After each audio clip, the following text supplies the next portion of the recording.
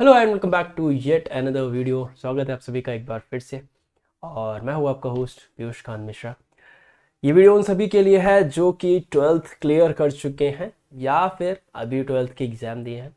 First of all आप सभी को कॉन्ग्रेचुलेशंस कि आपने एक बहुत बड़े पड़ाव को कंप्लीट कर लिया है और अब आप जाने वाले हैं एक ऐसे रेस में, एक ऐसे स्ट्रगल में जो कि अगले 2-3 महीने आपको बहुत परेशान करेगा, है ना। ये क्या होता है, ये ट्वेल्थ के बाद से अब कौन से कॉलेज में घुसना है उसके बीच की जो जर्नी होती है, that is the most important journey, क्योंकि इसमें आपका पैसा खर्चा होता है, आपका टाइम खर्चा होता है और आपको थोड़े बहुत डिसअपॉइंटमेंट भी मिलते हैं कि ये नहीं हुआ, इधर नहीं हुआ, उधर नहीं हुआ। तो ये सब चीज़ें अब आपको यहाँ पे झेलने की कोशिश शुरू हो जाएगी और कुछ को ज़्यादा मिलेगा, कुछ को कम मिलेगा, देखते हैं क्या होगा।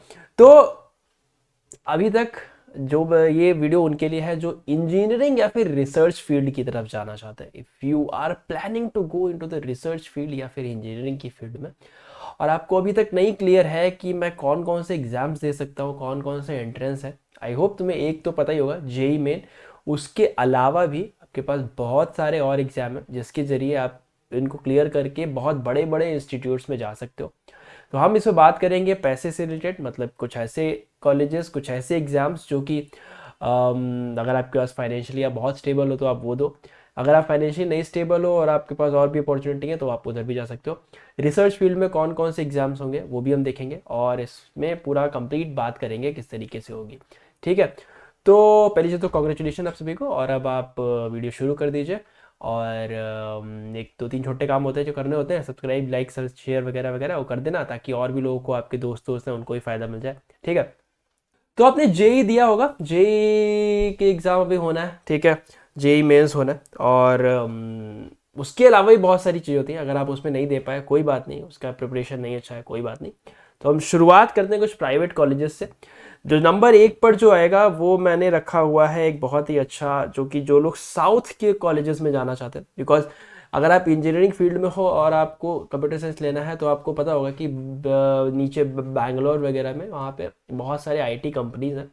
तो उनके लिए वहाँ पे जब आईटी कंपनीज है, आईटी हब बनाया गया है उसको, तो इसका मतलब है कि वहाँ पे जो कॉलेजेस होंगे वो भी प्लेसमेंट रिलेटेड चीज़ें बहुत करते होंगे। तो बहुत सारे बच्चों का ड्रीम होता है हमारे उधर, मतलब नॉर्थ वॉर्थ वाले लोगों का, कि आप मतलब साउथ में जाके पढ़ लो तो वहाँ पे चीज़ें आसान हो जाती हैं।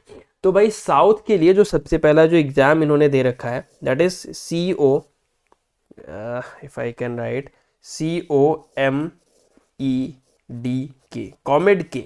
ठीक है, ये एक एग्ज़ाम होता है साउथ के लिए, कॉमेड के एग्ज़ाम होता है।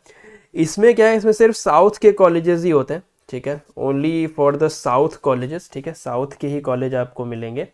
ठीक, हाँ, मेरे पास कुछ थोड़ा सा टेबल शेयर की कमी हो रखी है इस टाइम। ठीक है, साउथ के ही कॉलेजेस आपको मिल रहे होंगे। और ये साउथ के कॉलेजेस का मतलब क्या है कि बेसिकली आपको जितने भी बैंगलोर कर्नाटका वाले साइड के हैं ना वो आपको मिल रहे हैं। और इसमें क्या है, इसमें आपके पास में अभी जो है वो, अगर मैं बात करूं कि कब तक आप भर सकते हो, तो इसमें जो है 5 अप्रैल, 05 अप्रैल तक का आपके पास टाइम है कि आप एप्लीकेशन फॉर्म भर सकते हैं। एप्लीकेशन फॉर्म की जो फीस है वो आपकी फ़ीस कितनी है, दैट इज़ अप्रॉक्सीमेटली लाइक 1800 के आसपास। 1800 है इसकी फ़ीस, मैंने जितना देखा अभी तक। तो 1800 फीस में आपको 5 अप्रैल तक आपके पास चांसेस है भरने के। अब देखो इसमें क्या होता है कि साउथ की भी यूनिवर्सिटीज़ हैं, साउथ की जो बड़ी बड़ी यूनिवर्सिटी हैं, PES वगैरह वगैरह वगैरह वो सब है। और इसमें कुछ स्टेट कोटा होता है, कुछ आउटसाइड स्टेट के लिए भी है, लेकिन ये बेसिकली क्या है, ऑल ओवर इंडिया के लोगों के लिए भी इसमें वहाँ पे एंट्रीज हैं कि आप जाओ और वहाँ पे भरो फॉर्म। जो इसका एग्ज़ाम का जो लेवल होता है ना, वो exam level almost almost JEE के आसपास का ही होता है, थोड़ा बहुत वैसा। ठीक है, एग्ज़ाम जो है उसका वो कब है, दैट इज़ ऑन 12 मई। तो आपको मई तक का टाइम मिलेगा। तो अभी 5 अप्रैल तक का आपके पास में टाइम है कि आप फॉर्म भरें और 12 मई को आपको एग्ज़ाम देना है। ठीक है, वही 11th 12th के बेसिक MCQs वगैरह क्वेश्चन। स्टेट कोटा लगता है तो आउटसाइड स्टेट वाले अगर जो बहुत अच्छे हैं वहीं जाएँ, और क्योंकि 1800 रुपये का फॉर्म है तो ये चीज़ें कंसिडर करना। ठीक है, बात करते हैं दूसरे कॉलेज की। तो दूसरे एग्ज़ाम कौन से हैं, अगर आप, मैं अभी स्टेट वाइज चलता हूँ। ठीक है, स्टेट वाइज में एक तो कॉमेड के ही हो गया, फिर एक आता है WBJEE। ठीक है, WBJEE क्या है, ये वेस्ट बंगाल का जॉइंट एंट्रेंस एग्जाम है, जिसमें क्या है, वेस्ट बंगाल के कॉलेजेस जो है, वेस्ट बंगाल के बहुत अच्छे अच्छे कॉलेज हैं वो आप जाते हो।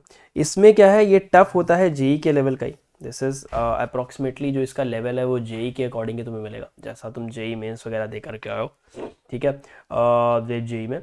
और इसमें आपके पास मेन चीज़ मैं बता दूँ, स्टेट कोटा लगता है, 85% स्टेट वाले आते हैं, 15% बाहर के लोग आएंगे।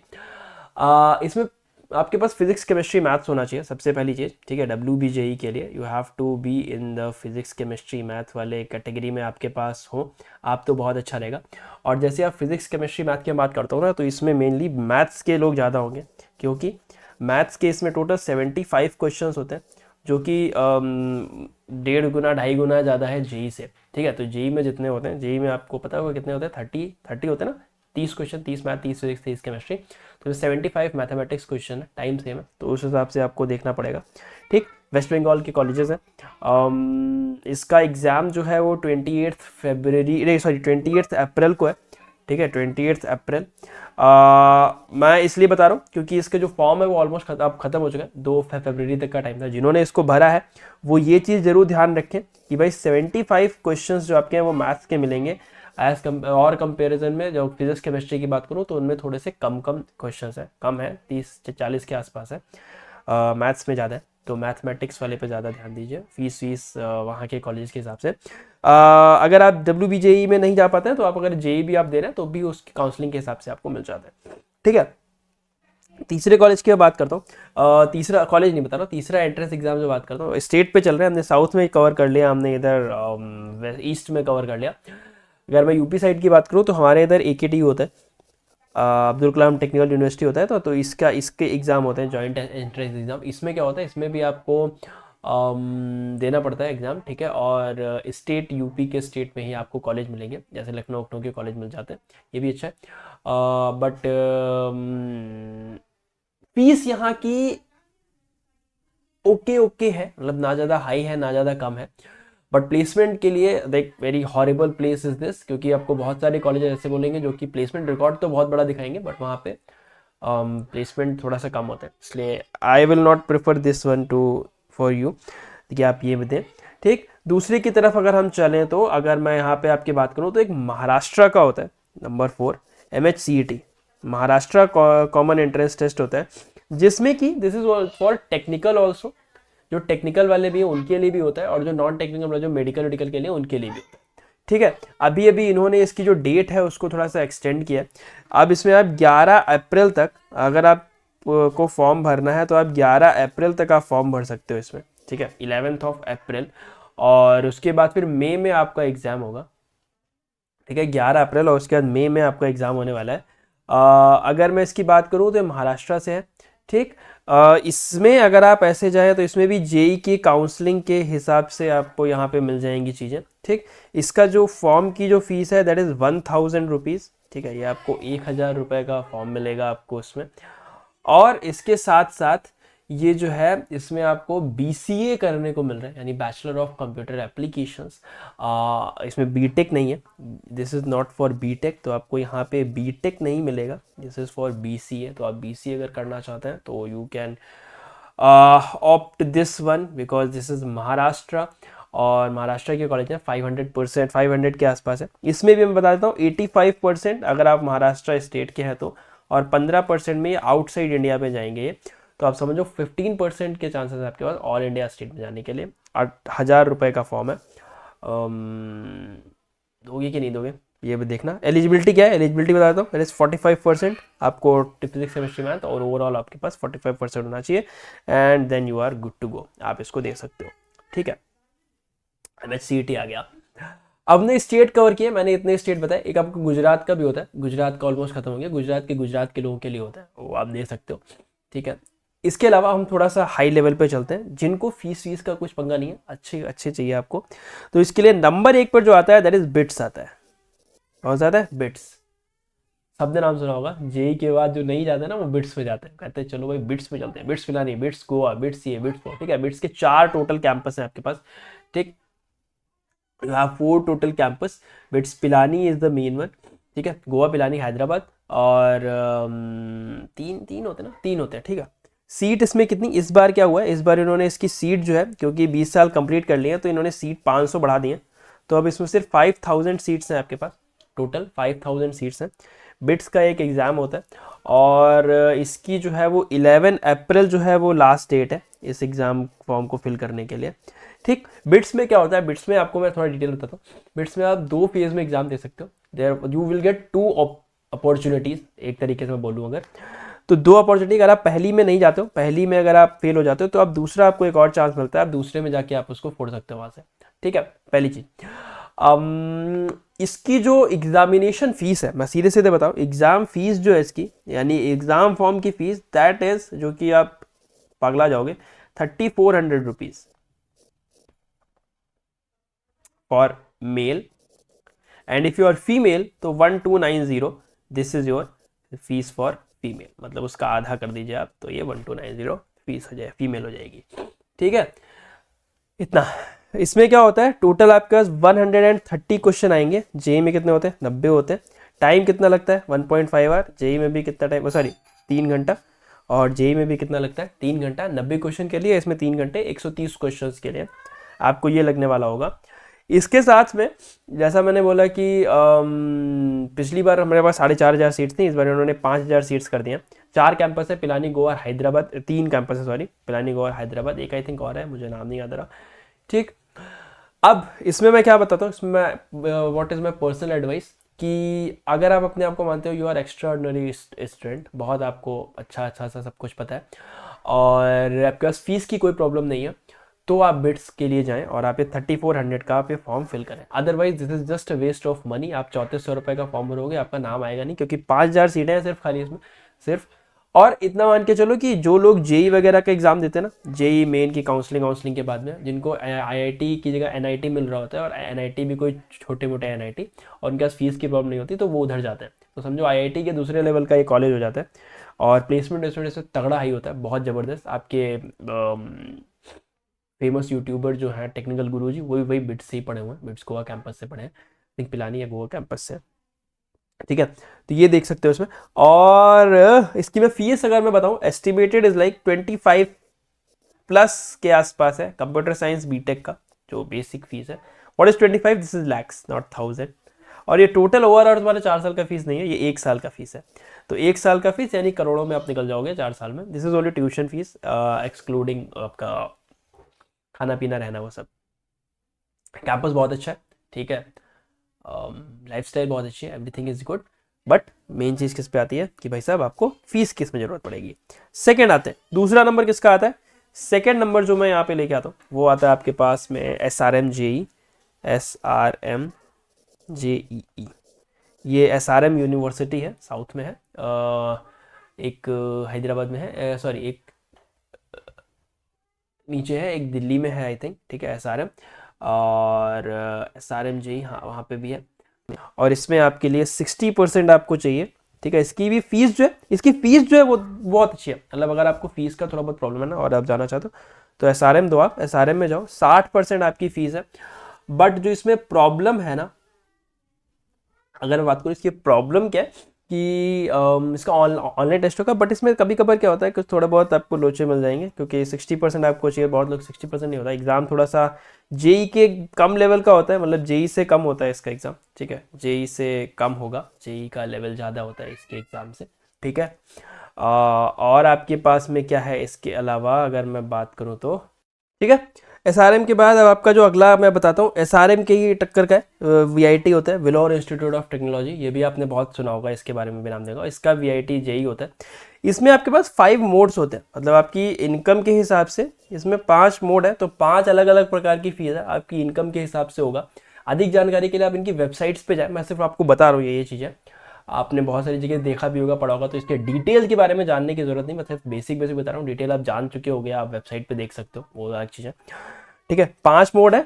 और इसका जो एंट्रेंस का जो मतलब एग्जामिनेशन फॉर्म फिल करने की डेट है, दैट इज 31 मार्च। तो आपके पास मात्र यहाँ से 4 दिन बच रहे हैं इसकी एंट्रेंस फिल करने के लिए। फटाफट दे दो अगर आपको देना है विलोर इंस्टीट्यूट ऑफ टेक्नोलॉजी वीआईटी का। दिस इज नॉर्मल, बिट्स से कम, एसआरएम से ज़्यादा, एजुकेशन इज वेरी गुड, और बाकी तो ठीक है, सब कुछ है, 5 मोड्स हैं। इनका रैंक किस बेस पे, जैसे आपने दे दिया ना, एग्जाम दे दिया, फिर इनकी जो काउंसलिंग वाली जो रैंक आती है, मेन प्रॉब्लम उसमें होता है। उसमें कभी कभार क्या होता है, ये चीज़ें ऐसी आ जाती हैं इसमें कि आपको ये नहीं पता होता कि किस बेस पे रैंक दे रहे हैं, ये 12th के मार्क्स पे कि आपके एग्जाम के मार्क्स पे। तो ये चीज़ें होती हैं, इसको ध्यान रखना, ठीक है। VIT दे आओगे जाके, तो इसी के जैसा आपको एक और मिल जाएगा, दैट इज़ मणिपाल। ठीक है, मणिपाल के बारे में आपने सुना होगा, मणिपाल यूनिवर्सिटी, मणिपाल एंट्रेंस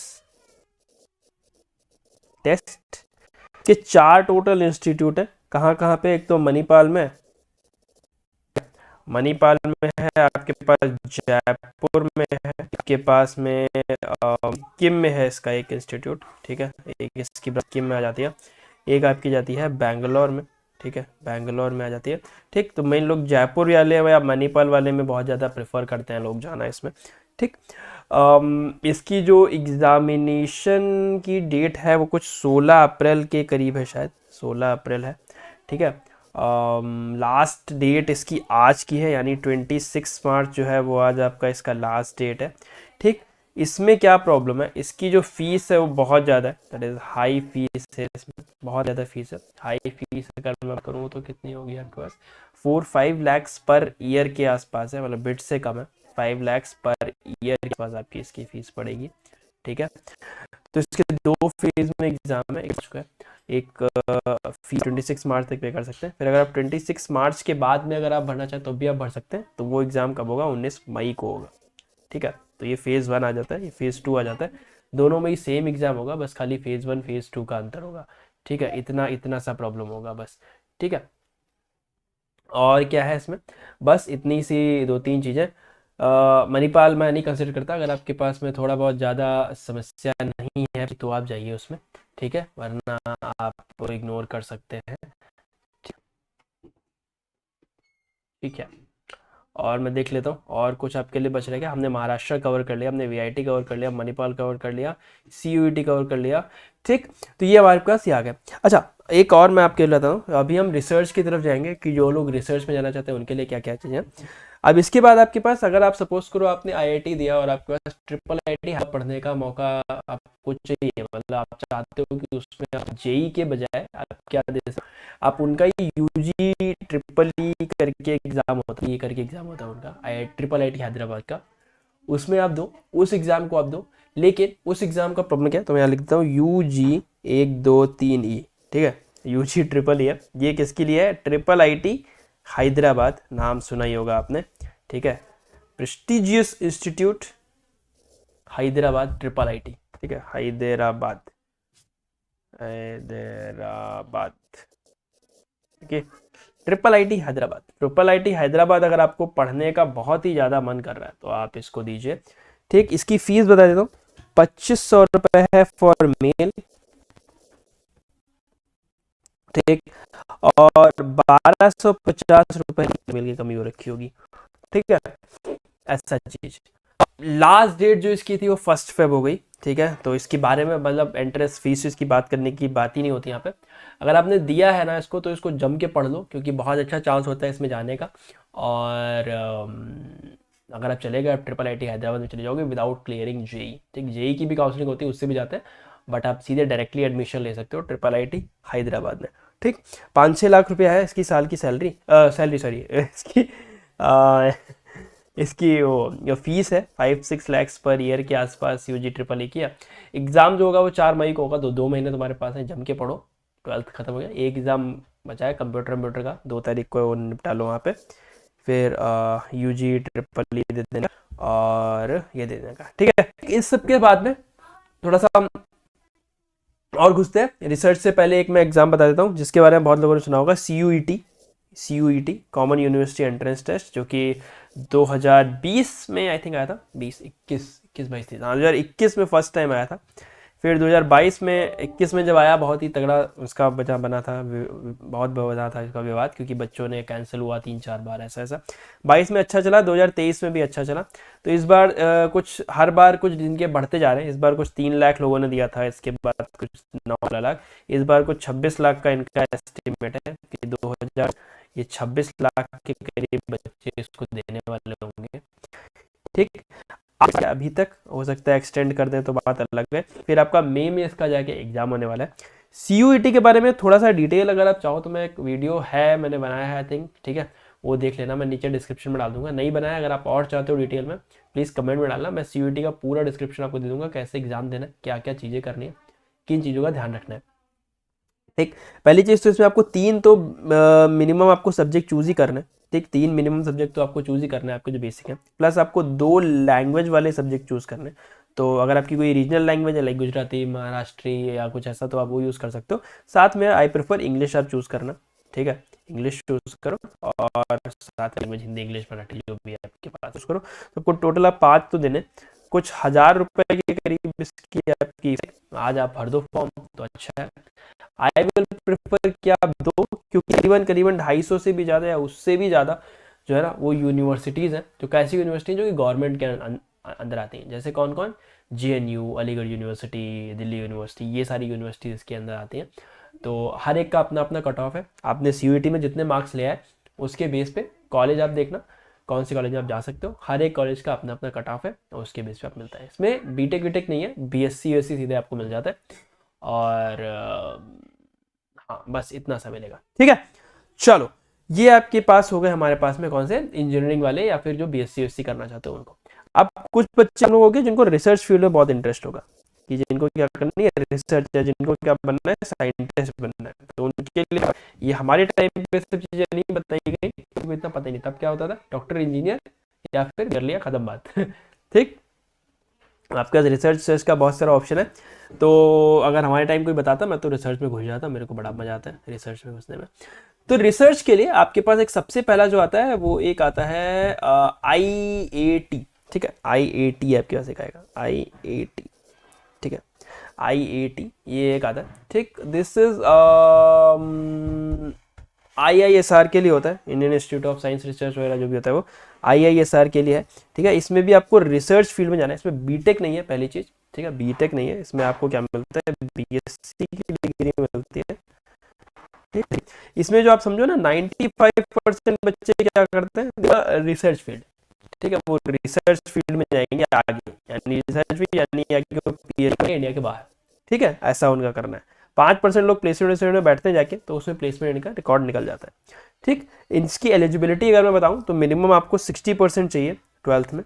ठीक, और 15 अप्रैल से 25 मई के बीच में आई थिंक एक एग्ज़ाम है, एप्लीकेशन फॉर्म अभी है, आप जाके इनकी साइट पे देखना, IAT की साइट पे जाना, वहाँ पे आपको मिल जाएगा। ठीक है, this is only for research, placement का उसमें कुछ काम नहीं, डिग्री मिलती है आपको BSc की। नंबर 2 की अगर मैं बात करूँ तो ISI, अभी ISI वो वाला ISI नहीं आता, अलकायदा आतंकवादी बन जाता, सॉरी नाम नहीं लूंगा मैं ऐसे में। ठीक है, ISI ये क्या है, ये साइंस से रिलेटेड है। ठीक है, इसमें आपको क्या करना है, दिस इज ओनली फॉर, इसमें आपने मैथ्स या इंग्लिश लिया, इंग्लिश आपके पास होना चाहिए 12th में। ठीक है, पहली चीज। ठीक, इसमें भी क्या होता है, बैचलर, ये स्टेटिस्टिक्स के लिए, स्टेटिस्टिकल इंस्टीट्यूट, स्टेटिस्टिक्स इंस्टीट्यूट। तो अगर आप स्टेटिस्टिक्स में बहुत ज़्यादा अपने आप को समझते हैं कि मुझे स्टेटिस्टिक्स या फिर मुझे मैथ्स का बहुत तगड़ा नॉलेज होने वाला और मैं उसी फील्ड में आगे जाने वाला हूँ, तो आप इसमें जाइए। इसमें आपको डिग्री मिलती है 2, यानी एक बैचलर ऑफ स्टेटिस्टिक्स मिलता है और एक बैचलर ऑफ मैथ्स मिलता है। ठीक है, टोटल इसके अंदर कितनी सीट्स हैं, 120 सीट्स हैं। ठीक है, हर एक, और टोटल इंडिया में इसके 5 इंस्टीट्यूट्स हैं सिर्फ। तो हर एक इंस्टीट्यूट में 5 सीट, यानी 120 × 5, हर एक इंस्टीट्यूट में 120 सीट, तो 120 × 5 यानी कि वो 600 के एरिया आपके पास सीट्स। ठीक, 600 आपके पास। तो इतनी बात जफरदीन JEE है, स्टेटिस्टिक्स के बहुत सारे एग्जाम है। तो अगर आप मैथमेटिक्स या स्टेटिस्टिक्स में अपने आप को समझते हैं कि मैं महारथी हूँ इसमें और मैं आगे चला जाऊंगा, इसको फोड़ दूंगा, तभी आप इसको दीजिए, वरना ये सिर्फ वेस्ट ऑफ मनी और वेस्ट ऑफ योर टाइम है। इसके जगह आप कुछ और काम कर सकते हैं। ठीक, इतना आपको करना है। एग्जाम होता है, पहला एग्जाम होगा, फिर इसका आपका इंटरव्यू होगा। इंटरव्यू में भी आपसे बिहेवियरल क्वेश्चन नहीं पूछे जाएंगे, ये UPSC नहीं है, बिहेवियरल नहीं, आपसे सीधे आपके एकेडमिक के क्वेश्चन पूछे जाएंगे, मतलब 1-to-1 ओरल वाइवा आपका होने वाला है वहाँ पे। ठीक है, और अगर आपने वो क्लियर कर लिया देन आप बहुत अच्छे, आप 600 बच्चों में से एक हो जाएंगे, आपको सीट मिल जाएगी। ठीक है, ठीक, ओके। नंबर 3 पर मैं जो लेके आता हूँ वो मैं लेके आऊँगा आपके लिए NEST, नेक्स्ट करके एक एग्जाम होता है, ठीक है। दिस इज फॉर के अंदर से निकलेंगे, यानी जूनियर साइंटिस्ट आप पहले निकलोगे, ठीक। इसमें क्या होता है, इसमें दो चीजें आती है, एक NISCR और एक UMDAI DAE, ये उमडाई और NISCR, ये दो आते हैं। एलिजिबिलिटी बता दूं कुछ आगे बात करने से पहले, ताकि आप यहीं पे आप स्किप कर दो। 12th में आपके 60% मार्क्स होने चाहिए, ठीक, ओवरऑल। हाँ, 60% मार्क्स आपके उसमें होना चाहिए, और इससे निकल के क्या बनने वाले हो, साइंटिस्ट। एक चीज़ और समझो, इसकी फीस, ये जितने भी इंस्टीट्यूट बता रहा हूँ की फीस, लाइक गवर्नमेंट इंस्टीट्यूट है तो 1000 के आसपास में आप निकल जाओगे, मतलब इन थाउजेंड्स में ही रहोगे, लैक्स से ही रहोगे आप साल का, ठीक। ज्वाइन करने से पहले आज जैसे ही आप इसमें से पास होके निकलते हो, आपको 5 इयर्स तक की आपको इंटर्नशिप करनी है। आप 5 इयर्स तक आप साइंटिस्ट रहोगे इंडिया में, जैसे इसरो में या फिर भाभा इंस्टीट्यूट में, ऐसे इन सब जगहों पे, या DO वगैरह में। तो 5 इयर्स की आपको जॉब इंडिया में करनी है एज इंडियन साइंटिस्ट आपको रहना है, ठीक। 5 इयर्स की जॉब आपको इंडिया में साइंटिस्ट रह के आपको करनी है, ठीक है। इतना जैसे ही आप कर लोगे ना, 5 इयर्स इंटर्नशिप और ये जॉब इंडियन साइंटिस्ट के रूप में, तब फिर आप आगे जाके कहीं आप बाहर जाना चाहो तब बाहर जा सकते हो। इससे पहले भैया बाहर जाने का कोई मतलब नहीं है। तो पहले आप ये डिग्री खत्म करिए, उसके बाद आप 5 साल यहाँ पे इंटर्नशिप जहाँ पे जॉब करिए। और जॉब में ऐसा नहीं कि फ्री जॉब रहेगी, आपको सैलरी वैलरी मिलती रहेगी। एक चीज़ और समझो, इसमें सभी बच्चों को स्कॉलरशिप है, जो भी चाहे वो उसको स्कॉलरशिप, चाहे नहीं उसको मिलेंगी। 2 टाइप की स्कॉलरशिप होती है, नीचे लिंक डाल दूंगा, आपको पता चल जाएगा, आप वहां पे जाके देख लेना। 18,000 पर ईयर, 18K आपकी फीस जाती है इसमें, ठीक। 18K पर ईयर आपको फीस यहाँ पे देखने को मिलेगी इसकी, ओके। 18K पर ईयर के साथ साथ सरकार जो आपको देती है उसमें स्कॉलरशिप देती है, दैट इज 80,000 पर ईयर आपको स्कॉलरशिप मिलेगी। तो आप समझो 80,000 स्कॉलरशिप और 18K पर ईयर का आपको फीस देनी है, तो कुल मिला के आप 62K पर ईयर आप अर्न करोगे, ठीक। तो एक तरीके से आपको इसमें सरकार पढ़ने का पैसा दे रही है कि भाई पढ़ो और हम पैसा भी देंगे, ठीक। जॉब करोगे तब तो पैसा मिलेगा ही, पढ़ो फिर भी पैसा देंगे हम, ठीक है। तो एनुअल स्कॉलरशिप आपको मिलेगी और में एज अ साइंटिस्ट बनोगे। तो अगर आप साइंटिस्ट जाना चाहते हो देन गो फॉर दिस, ठीक है, समझ गए। तो चीजें हैं कि आई होप आपको यहाँ से चीज़ें क्लियर होंगी। इन सब चीज़ों को देखना और फालतू के एग्जाम्स में नहीं फंसना है। पहली चीज़ कि मैं इस पे फॉर्म भर दिया, इसमें भी फॉर्म भर दिया, इसमें भी फॉर्म भर दिया, इन 2-3 जगहों पे फॉर्म भरोगे कुछ काम नहीं करेगा। अपना एक टारगेट रखो, ऐसा नहीं कि मैं मम्मी पापा से पैसे ले रखे 50,000 और आपने पहले ही कॉलेज जाने के पहले ही आपने घुसेड़ दिया इसमें, मतलब क्या निकला, कुछ नहीं। तो इससे बेटर है कि आराम से सब कुछ दीजिए, जिस काम पे आप, जैसे जिसमें आप, जैसे रिसर्च वाली फील्ड, अगर आपका श्योर है कि मैं क्लियर कर लूँगा तभी आप उसमें जाइए, उसमें जाने की ज़रूरत ही नहीं है, ठीक है। और वेल इनफ, आपके पास और भी बहुत सारे ऑप्शन आ जाए and you can do this, okay.